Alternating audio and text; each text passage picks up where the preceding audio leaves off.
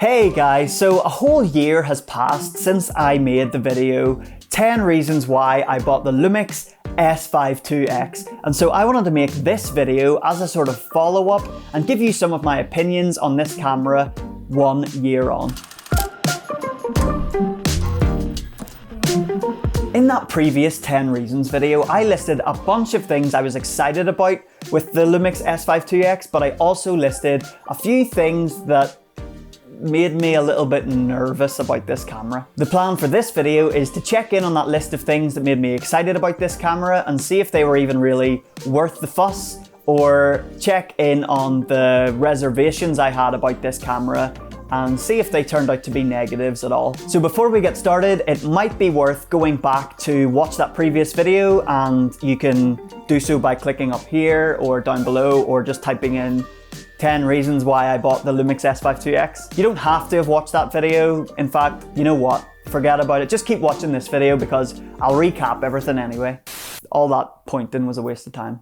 So on to point number 1, and it's the first reason, like the main reason why I bought this camera in the first place. Basically, if you didn't already know, I was moving from the Fujifilm X-H2S to this camera. The main reason why is because I missed having a full frame sensor, which this camera does have. The Fujifilm X-H2S was great, but there's something about shooting with a full frame sensor that is just, oh, it's just so lush, like the depth and the separation and all that goodness. Having the full frame sensor on this camera at this price is incredible. Reason number 2 why I was excited to move to this camera and make the switch to LUMIX in general was because of their S series of prime lenses. So LUMIX make an 18, 24, a 35, a 50, an 85, and they're all roughly the same size. They all have the same filter thread size, and they're all 1.8.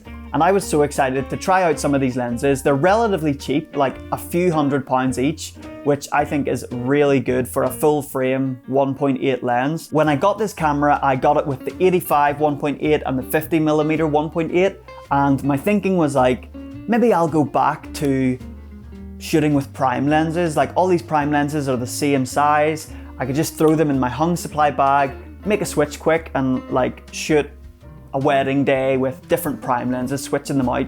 But I ended up buying the Sigma 24-70 f2.8 L-mount lens for this camera, and to be honest, that's the lens that I've mainly been shooting all my professional work on. One prime lens I've shot with this camera over the past year is the 18mm f1.8 lens that LUMIX makes, and it's an incredible lens. It's so wide and so sharp and fast. Some of you watching this might be like, why on earth are you using an 18mm lens? Well, if you've seen any of my videos on YouTube over the last year, pretty much every one of them, like one of these talking head ones, is shot with that 18mm f1.8 lens. Also, when I'm shooting photographs or a video for a wedding, that 18mm comes on straight away, and the 1.8 aperture works so well for the low light of the dance floor, and the wide angle of the 18mm means I can get really close in to the people dancing, and it's almost like a fisheye. I love that style on a dance floor, like high energy, handheld, whipping between people dancing,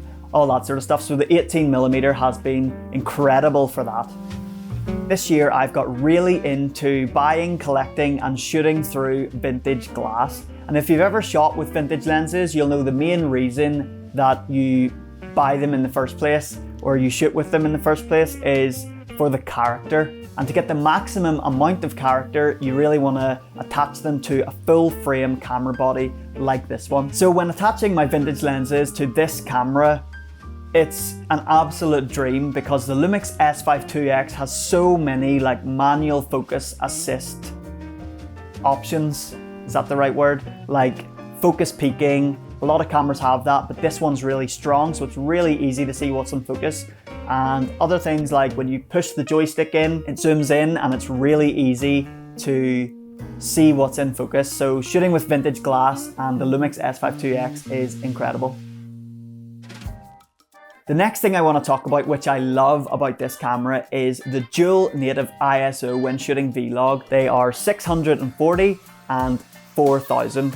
So basically, I'll only shoot video at one of those two ISOs, 640 for outside and 4000 for inside. I might push it up if it's really dark. You need to do a little bit more tweaking of like the contrast and stuff when shooting with 4000 ISO, but they're both really good and really clean. When shooting photographs with the LUMIX S5IIX, I found that the raw files hold up when pushing the ISO up to about 6400, maybe 8000 at a push, but any higher than that, it starts to introduce quite a lot of noise. But that being said, I add grain to all my videos and my photographs anyway for texture, and a noisy photograph or a noisy video is probably the least of your worries in 2024. The next thing I love about this camera, and admittedly it's a bit of a weird one, but it's the option of displaying frame markers when shooting video. So back in the DSLR days, I had a screen protector over my LCD,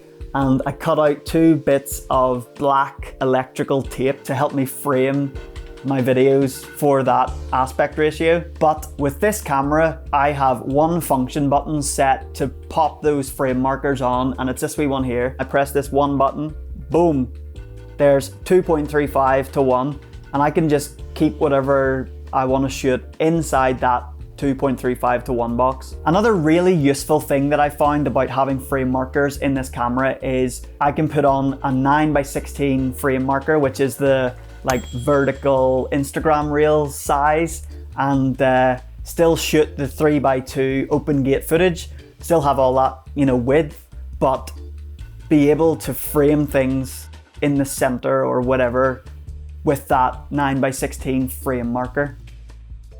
Focusing. The focusing with this camera, I must say, is amazing.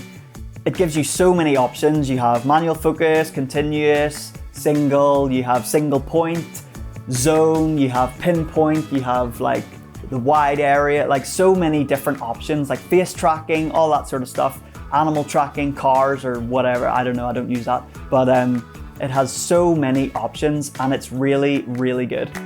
When shooting video, I have always been a manual focus guy, like there was no other options back in the day, but with this camera, I have started to rely on the autofocus for very specific scenarios. So any shots where someone is walking towards me, so say like a bride and groom walking down the aisle, I just press record, walk backwards, keep them in frame, and the camera does all the focusing for me. So that's really, really handy, and I've only been able to use that with this camera. When the camera is tracking someone's face and there's multiple people's faces, you can just like move the joystick and it puts a yellow box onto the right person's face. In terms of photography, the focusing has been really, really good. I would say it's maybe not quite as fast as say the Canon R6, but as I said, I've been shooting a lot with the Sigma 24-70, and I notice it's a hair slower than a native like Lumix lens would be. Another little top tip I have for you, if you're wondering what to do with this function button here,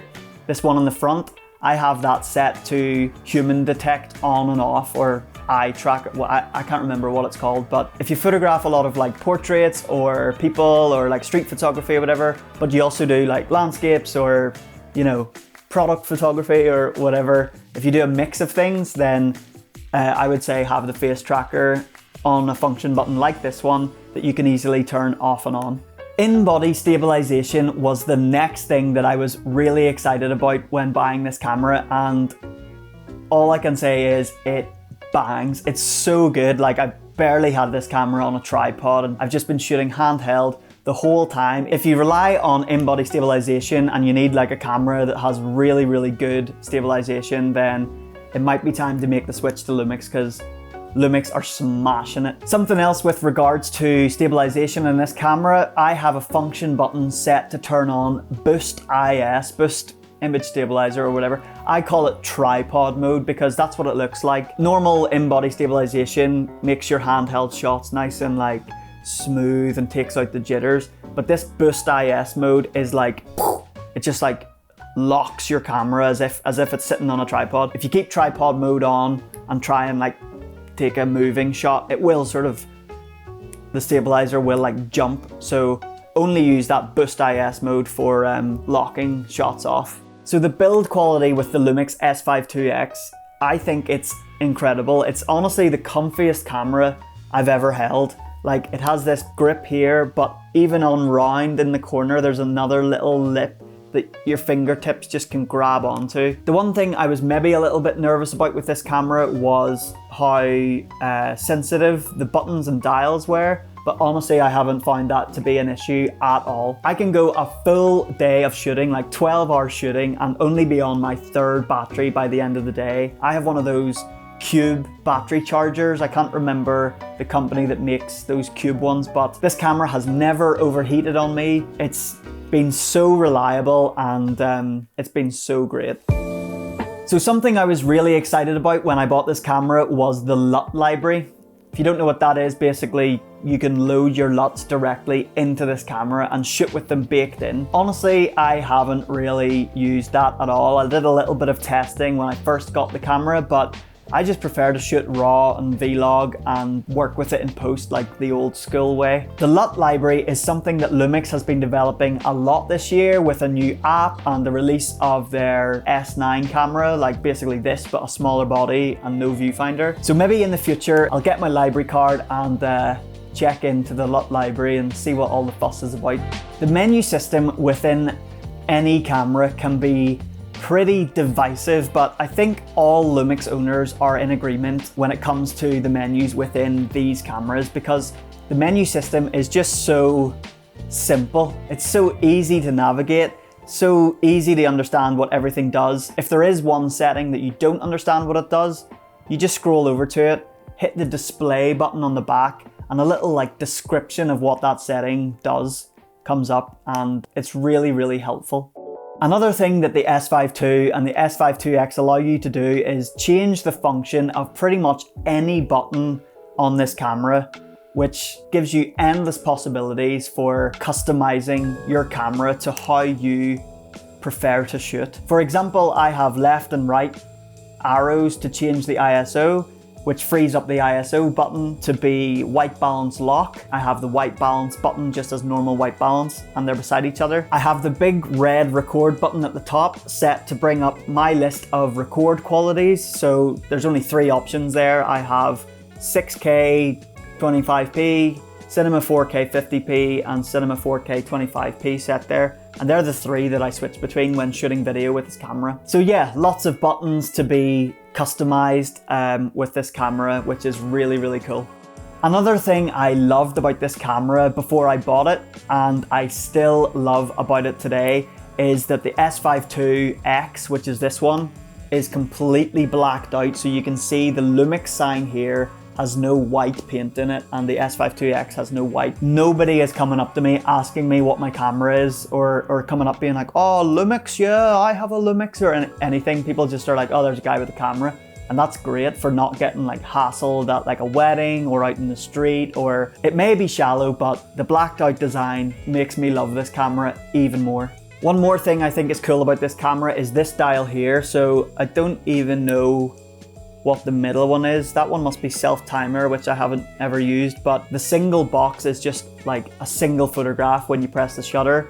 The next one is like high speed burst mode, and the next one is like really high speed burst mode, which does nothing when you're shooting video, and then you flick it across to shoot some photographs, and then you can just spray away. One little thing to note about the white balance on the S5 is that in my experience, it can lean a little too heavy on the blue/magenta side. So when I'm shooting auto white balance, I always push it up to the top left-hand side 1 and 1. So basically force the auto white balance to be slightly warmer. I just find that that gives me a little bit less work to do in post when like having to fix the white balance.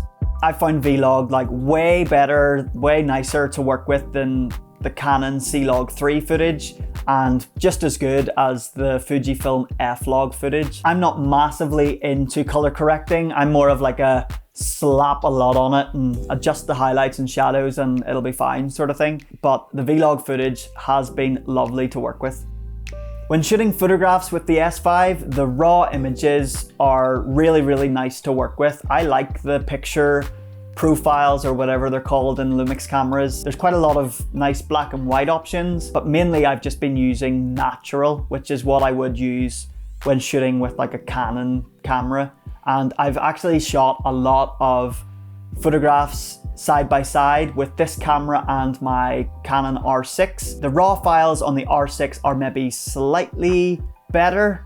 I don't know how, but they just are a bit nicer to work with than this one, but it's very, very close and would take a very sharp eye to be able to tell them apart. Another thing I love about this camera is you can turn on a giant red box to go around the edges of your display. Like right now, the screen beside my X-T4 just has this tiny little like red flashing dot. I'm trying not to look at it, but the LUMIX S5 II and the S5 IIX, you can turn on this giant red box and never be in any doubt again that you're missing a shot. So that's something that, you know, now that I've had, I'll struggle to live without. One thing I was really anxious about before shooting with this camera was that when shooting 4K 50 frames a second, 50p, the camera applies a crop to the sensor, so it's like an APS-C size crop. So as I said, I've been shooting loads with the Sigma 24-70 f2.8 zoom lens, but when shooting 4K 50p with that lens, it becomes more of like a 40mm to 100mm or something like that, which in certain scenarios is really great to have that extra reach. Shooting with a crop on the sensor actually reduces the rolling shutter, which is pretty present when shooting with this camera without the crop. So if you hate rolling shutter, then an option for you is to just punch in on the sensor and it reduces the rolling shutter.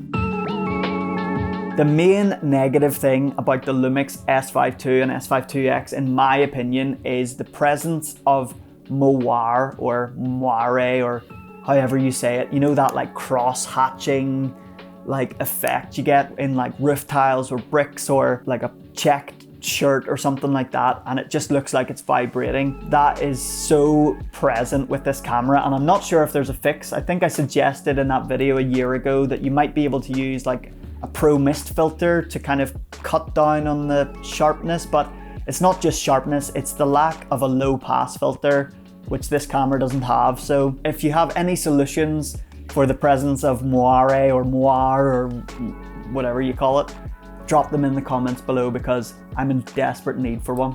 Lumix are pretty great at releasing firmware updates for their cameras, and this camera has already had a couple of firmware updates this year, including one that introduced shooting proxy files to the second card slot, which I'm sure would be super useful for some people out there. I still like to shoot backup recordings of like the full quality and then make my proxies after, but that's a really, really cool feature to have one card recording the high quality files and the other card recording proxies, so you can just transfer them, connect them, and you start work straight away. All in all, I love my blacked out LUMIX S5 IIX. It's cool, it's comfy, it's fast, it's reliable, it's hardworking, and it hasn't given me any trouble whatsoever, except for a little bit of Moiré now and again, but you know, that's manageable. I think I'm gonna keep this little LUMIX S5 IIX as my main workhorse hybrid camera for another little while yet. If you are also a LUMIX shooter or are thinking about switching to LUMIX, whether it's this camera or one of their other cameras, drop me a comment below and I'd love to start a conversation with you. Anyway, thank you so much for watching, and I'll see you in another video really soon.